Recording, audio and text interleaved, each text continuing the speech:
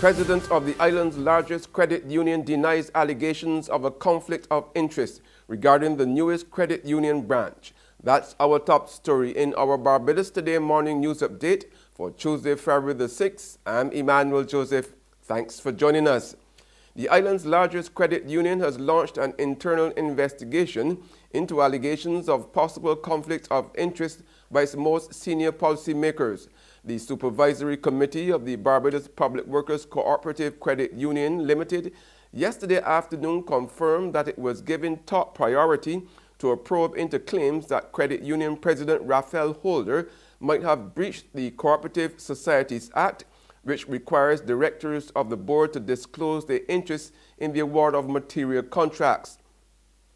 Now, the investigation was triggered by an unsigned letter purportedly from an aggrieved employee or employees of the credit union, alleging that Holder's private company CER Holdings Inc.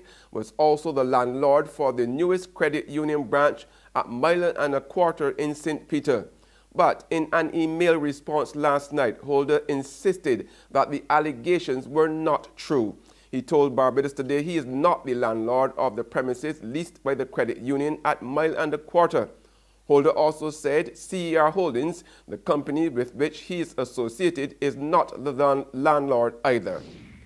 The island's Attorney General is banking on greater cooperation from Barbadians to help make this year a less difficult one for crime fighting. Without providing statistics, Adriel Brathwaite indicated yesterday afternoon that there were already encouraging signs with a slowdown in serious offenses such as murder, rape, burglary, and robbery. You judge crime basically by what you see by gun-related activity, by murders, etc. We see crime in terms of all the other things, rapes, burglaries, robberies, etc. I think generally within the last quarter, that things have quieted down significantly. The force, I know, they have the force conference. They started last week. They're meeting again this week, and I know part of that is to examine strategies, that they've used in the past, and look forward to what adjustments that we need to do going forward to ensure that Barbados continues to be the safe place that it is to live and work. Residents of Deacons Road, St. Michael are grateful that after years of waiting, they will finally be homeowners. Just last week, Minister of Finance Chris Sinclair, who is also the MP for the area, revealed that more than 1,400 housing units had been surveyed and will be officially transferred to occupants in a matter of weeks. Sinclair said 500 people from his constituency will become homeowners. However, those who live in the community say there still has been no word on written proof of ownership. I ain't paid right now for a while, but I mean to get the papers. I'm very proud. I'm very proud of that. I don't have nothing much to say about it. I'm very proud because this is years I was not paying rent. And to own, officially own it. You could then take your papers if you have to do business, certain business. You could show that you are definitely the owner. Do you think there's some level of surety now? Yeah. I know the time will come. Yeah. And in terms of, you think it's a long overdue process? No. Why not? I don't. Someone else says. Well, that's their opinion, but not me. I know nothing happened before its time. That's my idea. Nothing happened before its time, so I don't think it's overdue. I thank God that I live in to see that time. People are saying you wait until the eve of the election to come to give houses to get another vote or whatever. Mr. Sinclair don't have to give houses to get another vote. His votes are here for him already. So he don't have to give houses to get a vote. We are here for him.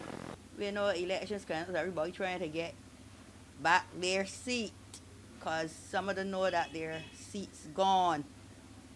Some of them seats gone. A lot of the seats gone. Trust it. So you think then that the announcement the announcement that his party plan to get back in. There's regional and international news after this short break.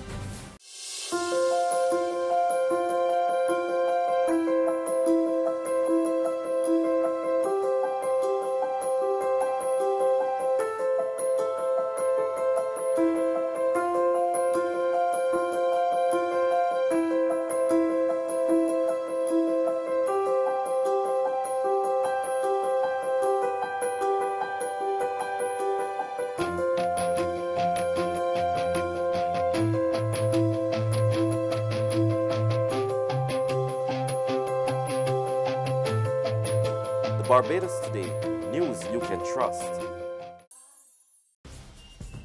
Welcome back with news from the region now. A 30-year-old man tried to be recruited by the police academy in Trinidad by using a false Caribbean secondary education certificate. Now, Daniel Medica was arrested and charged for uttering a false C6 certificate last Thursday after officials of the police academy suspected the document he submitted was fraudulent. He appeared in court yesterday and was released on $100,000 bail to reappear on February the 27th.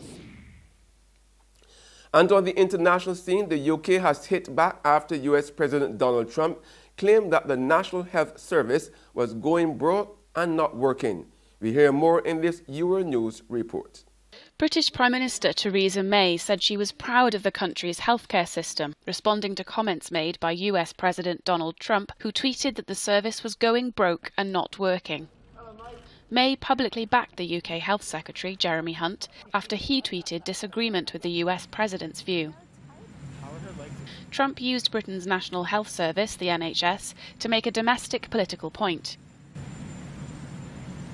He was arguing against the provision of universal healthcare, but in doing so, many perceived him to be bad-mouthing a system held dear to his country's closest ally. And that's news, but for the very latest, visit our website at www.barbadostoday.bb. You can also subscribe to our e-paper, email updates, or like us on Facebook. We are also on Izumi Media in bus terminals, as well as screenplay at supermarkets and gas stations near you. You can also hear us on Mix 96.9 FM. I'm Emmanuel Joseph. Have a fantastic day.